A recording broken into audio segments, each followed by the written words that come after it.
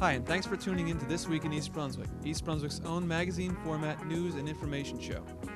Today we'll be traveling all over the township to bring you a wide range of items about East Brunswick. We'll start out by meeting Gregory Fehrenbach, our new township administrator. Today, in part one of her interview with Greg, Paula Durant finds out about his background before coming to East Brunswick. Then we'll join Township Museum Commission President John Runyon for a look at a collection of elephant figurines owned by former New Jersey Governor Hoffman. Today we begin a series on wildlife in the township with Vic R. Today Vic will talk about the Whitetail Deer you saw in the opening of our show. We'll have a brief musical interlude with the Jazz Experience as they performed on Sunday at the Gazebo, plus information on upcoming Arts Commission events. In addition, we'll hear from our regular feature editors. Ken Shalhoub's Health Facts will focus on the AIDS virus in part one of a three-part series, The Great AIDS Race. And consumer advocate Adrian Eisner will be back at a used car dealer, this time with information on used car warranties. Our Township Council coverage will continue next week. The Council is on its summer schedule, meeting once every other week. Before we get to our regular features, here's a look at next week's Channel 8 programming schedule. We begin Monday at 10 a.m. with Look Great, Feel Great and Lenore Kulik. This week, part 2 of aerobic dancing. Then at 10:30, the PBS series Interface features singer-songwriter Les McCann.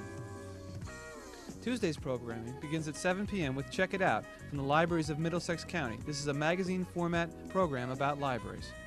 At 7:30, Sports Talk features swimming, taped at the Brookside Swim Club in July of 1983. On Tuesday at 8 p.m., You and Your Money with host Paul Hansen features guest Peggy Spilker talking about tax-exempt trusts.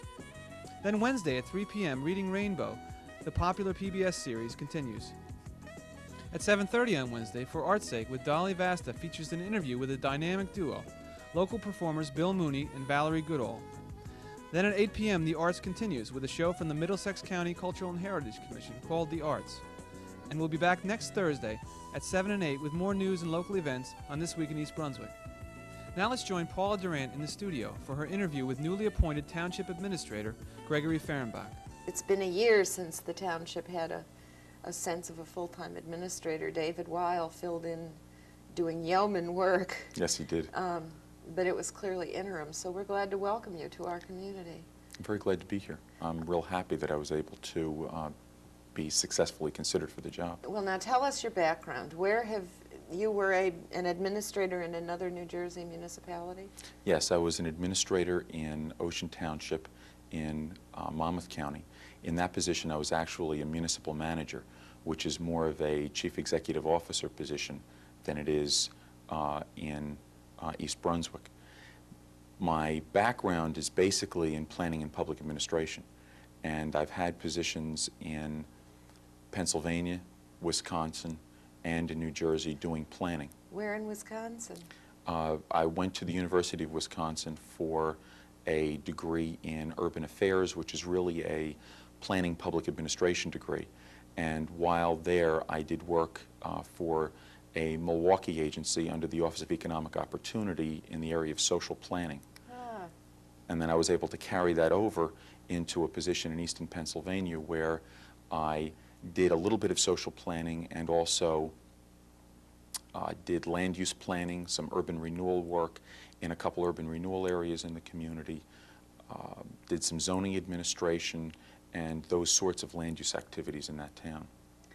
When you say social planning and land use planning, what do you mean? What's social planning? I mean, it's not planning parties or events for the community. My father had believed that that was the case and used to describe me to people as being a social director, as opposed to being, yes, sort of like that. You got a master's degree in Pearl Mesta.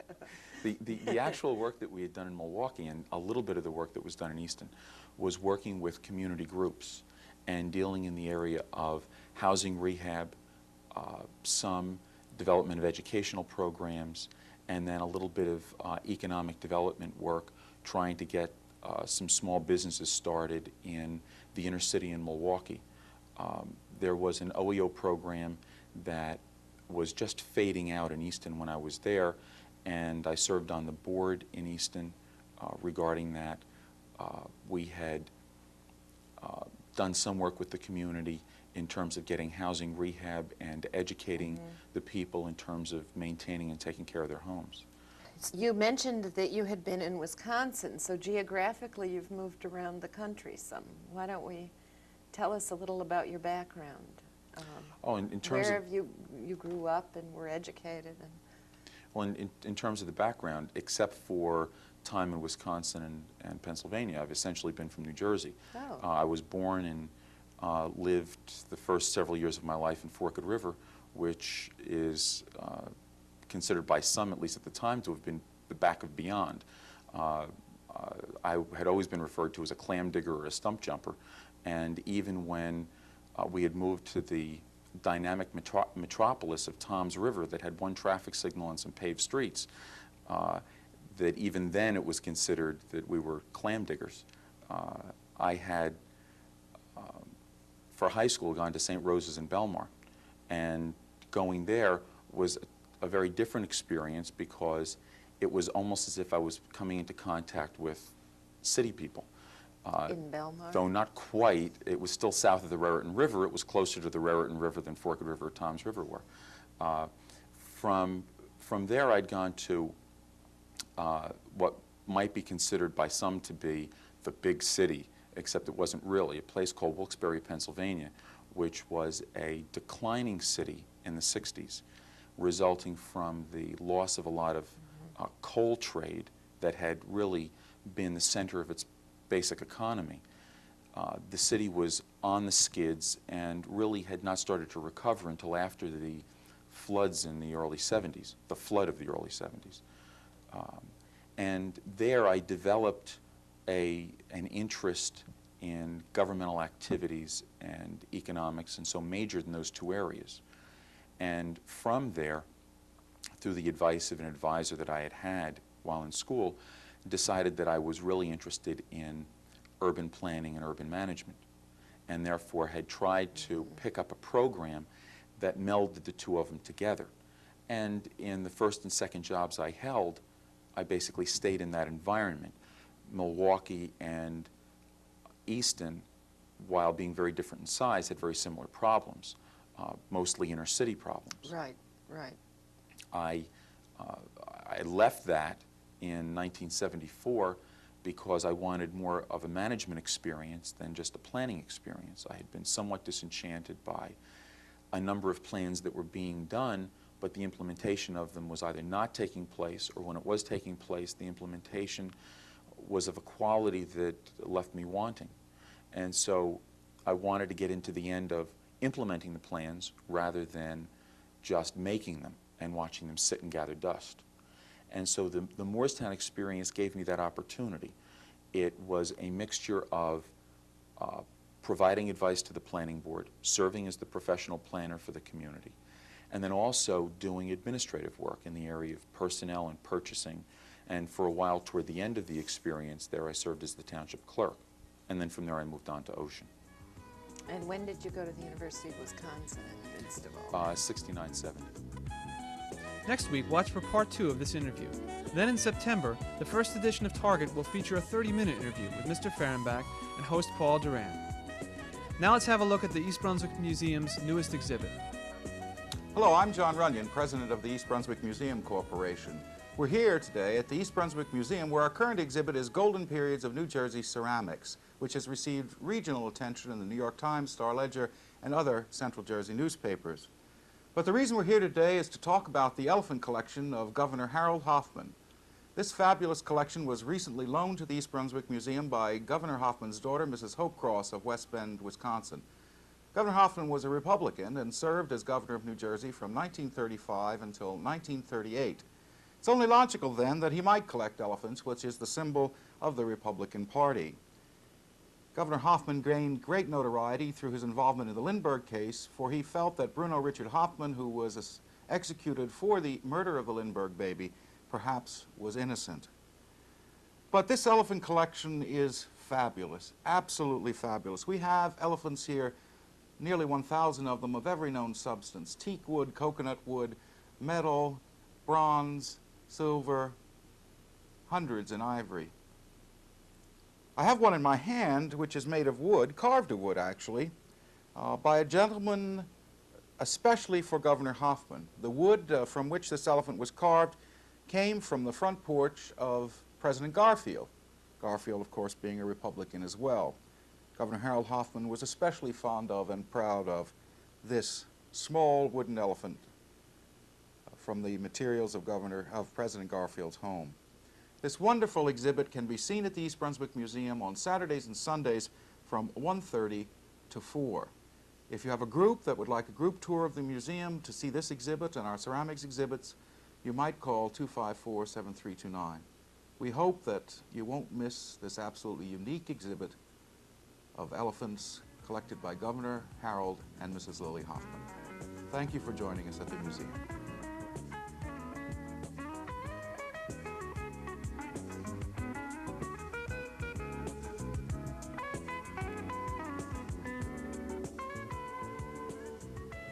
If you've ever driven down a back road in East Brunswick and had the feeling that someone is watching you, you're probably right. You see, there is a good-sized herd of deer within the boundaries of East Brunswick. It can range anywhere from 100 to 150 animals in the course of the night, depending on how they move about. Those deer are the whitetail deer, and they're with us all the time. They were here before we came, and they'll probably be here after we're gone. No matter how much building goes on within the boundaries of East Brunswick, it seems that the deer like to stay with us. See, New Jersey hosts one of the healthiest deer programs within the continental United States. The estimated herd within the state of New Jersey right now will be approximately 130,000 animals, 25,000 of which will be taken by hunters this year, 3,000 of which will be taken by cars that we know about. There's an unknown number of deer that are struck every year by cars and crawl off the roadways to die an agonizing death several hundred feet off of a roadway. During the fall, predominantly during the fall, is when these animals are their most active. That's when their breeding goes on. During that period of time, the buck deer will hardly sleep at all, will hardly eat. The buck deer is created for one thing, and that is, well, two things, breeding and fighting. In the fall of the year, the buck deer, when he is getting ready to enter into the breeding cycle, creates what they call scrapes on the ground, marking his area, as well as what they call deer rubs, which is when he goes up to young sapling trees, Christmas trees, and will completely denude the lower area of the tree by rubbing his antlers on the tree. What the deer is removing is what is called a velvet cover.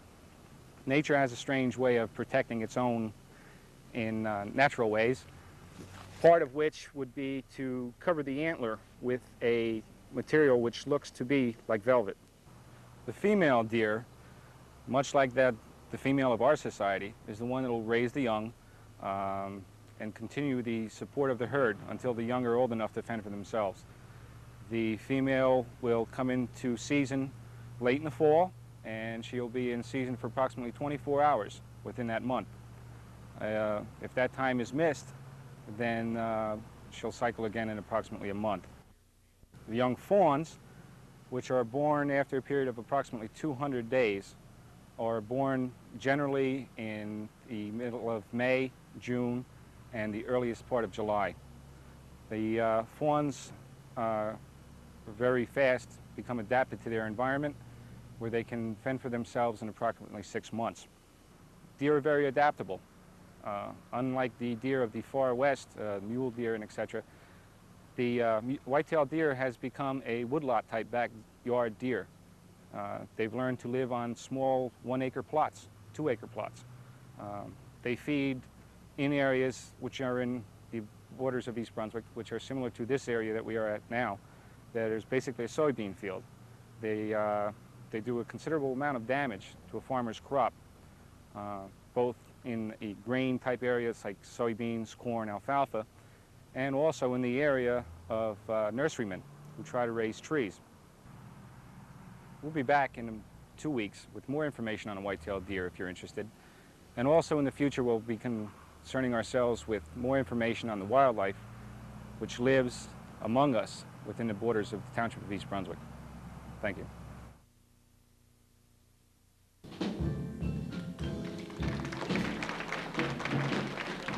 Sunday, the meeting rooms at the library were filled with the sound of a jazz trio.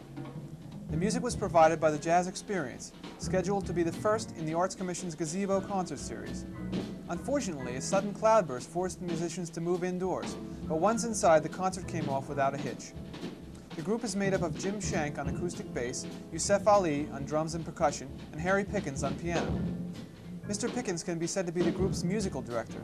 An accomplished composer, arranger, and conductor, he's a graduate of Juilliard, presently teaching at Rutgers Preparatory School. He has toured the world, playing in nightclubs in London and Paris. Others in the group are also world travelers.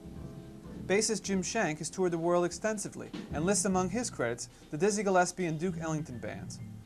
He's a longtime resident of East Brunswick. Drummer percussionist Yusef Ali has a similar and equally impressive list of performance credits. In addition, he's been the head of the Rutgers University Paul Robeson Center since 1980. This was the Jazz Experience's third appearance in East Brunswick, and arts coordinator Dolly Vasta hopes to have them back in the near future. Let's listen to a bit of Sunday's performance while we run down the Arts Commission's calendar for the rest of the summer. Sunday, July 28th at 7 p.m., the second Gazebo concert will feature the bluegrass music of the Jumbo String Band. That's Sunday, July 28th at 7 p.m.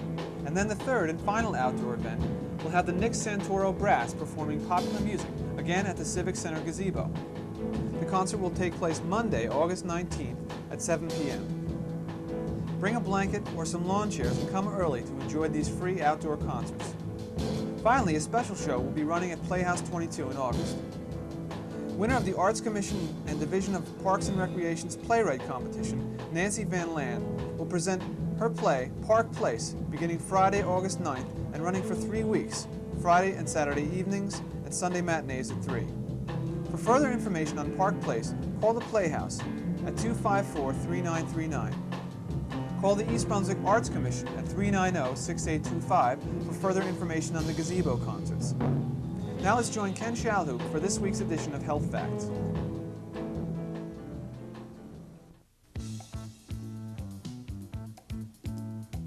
The Great AIDS Race. I'm going to do 3 shows. This is the first one, and we're going to be talking about what's going on in AIDS silently, because it's not really in the news that much anymore, but there's a lot of research going on, and there's some very interesting things happening, and I think that we've got a test in sight, and they're talking even about a cure down the road. Let's start off with saying that they've discovered the cause. They call it the HTLV Roman numeral 3 virus. It's related to a number of other viruses that cause some fairly serious conditions in people and in other animals. They're called retroviruses, okay? Now, there are 5 companies that have developed a test to determine if you have the antibody to this virus in your blood. Now, by law, 100% of all blood from donors and blood products must be tested by, I believe it's supposed to start within a couple of months. Now, this will not stop AIDS, since only 2% of the AIDS cases so far have been caused by transfusions, but it'll be a comfort for hemophiliacs who have to deal with pooled blood from a number of donors and have to take that components from that blood to help them to stop bleeding. So it's not going to cure AIDS, but it's a way of identifying if the blood that's coming from donors has the antibody to AIDS. Next week, we're going to talk about how the test for this antibody works. Thanks for watching. See you next week.